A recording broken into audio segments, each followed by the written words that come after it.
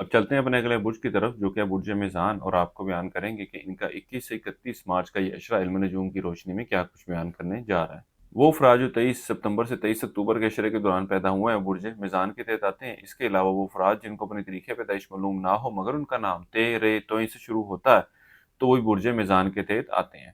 اس عرصے کے آغاز سے ہی آپ کے اندر بیرون ملک جانے کے حوالے سے خواہش پیدا ہوتی نظر آ رہی ہے، اور اس کے حوالے سے آپ لوگ کوششیں بھی کرتے نظر آتے ہیں، لیکن ان معاملات کے حوالے سے کوئی بڑی کامیابی آپ کو ملتی ہوئی نظر نہیں آ رہی۔ مطلب یہ کہ وہ افراد جو اسٹڈی ویزے کے لیے یا امیگریشن کے لیے یا جاب کے لیے جانا چاہتے ہیں، ان کے لیے یہ وقت ان معاملات کے حوالے سے کوئی مثبت صورتحال کی طرف اشارہ نہیں کر رہا۔ اس کے علاوہ اس عشرے کے وقت کے دوران آپ اپنے ازدواجی معاملات کو بہتر کرنے کے حوالے سے بھی خاصے فکر مند رہیں گے، اور اس حوالے سے کوششیں بھی کرتے نظر آتے ہیں۔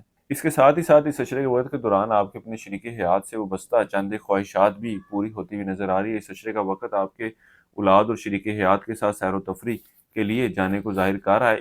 اس کے علاوہ اس وقت کے دوران وہ برج میزان والے افراد جو قانونی معاملات یا قانونی مسائل کا شکار ہیں، ان کو ان معاملات کے حوالے سے بہت زیادہ محتاط رہنے کی ضرورت ہے، کیونکہ اس عشرے کے وقت کے دوران معاملات جو ہیں وہ آپ کے خلاف جاتے ہوئے نظر آ رہے ہیں۔ وہ برج میزان والے افراد جو روزگار کی تلاش میں ہیں، ان کو چاہیے کہ اس عشرے کے وقت کے دوران ضرور کوشش کریں۔ اللہ کے فضل و کرم سے اس عشرے کے آخری ایام میں آپ کا سلسلہ روزگار بنتا ہوا نظر آ رہا ہے، آپ کو کچھ ایسی اپرچونٹیز ملتی ہوئی نظر آ رہی ہیں جن کو آپ اویل کر سکتے ہیں۔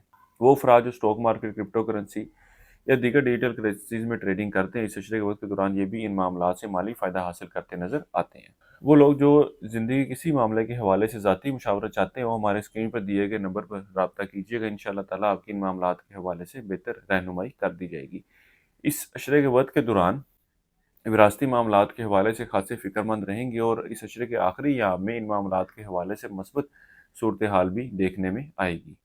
برج میزان والوں کے لیے یہ وقت اپنے بہن بھائیوں، رشتہ داروں اور یار دوستوں سے میل ملاقات، میل جول کی طرف اشارہ کر رہا ہے، اور ان سے وابستہ جو کام ہے وہ بھی اس عشرے کے وقت کے دوران پورے ہوتے ہوئے نظر آتے ہیں۔ کاروباری افراد کی بات کی جائے تو اس عشرے کے وقت کے دوران اگر یہ انتہائی سمجھداری اور ٹھنڈے ذہن سے معاملات کو لے کر چلیں تو ایسی کوئی بات نہیں کہ یہ لوگ کاروبار سے فائدہ حاصل کرنے میں کامیاب نہ ہو سکیں گے۔ اللہ کے فضل و کرم سے کوآپ کی پوزیشن ایسی ہے کہ جب یہ لوگ بھی کاروبار سے فائدہ حاصل کر سکتے ہیں۔ اس عرصے کے لیے ایک وظیفہ آپ کو بتا رہا ہوں، یا اللہ یہ رحمان ہو یا رحیم ہو، ایک تسبیح آپ نے ایسی کرنی ہے روزانہ عشاء کی نماز کے بعد، اللہ تعالیٰ سے اپنے معاملات میں بہتری کے لیے دعا کریں۔ اس کے علاوہ اس عشرے کے دوران حسب توفیق نقد رقم کا صدقہ کرتے رہیں۔ اس عرصے کی 7 تاریخ آپ کی 21، 25 اور 26 مارچ کی، اس عرصے کی نحس تاریخ آپ کی 23 اور 30 مارچ کی ہے۔ برج میزان والوں کے لیے اب تک اتنا ہی۔ اللہ حافظ۔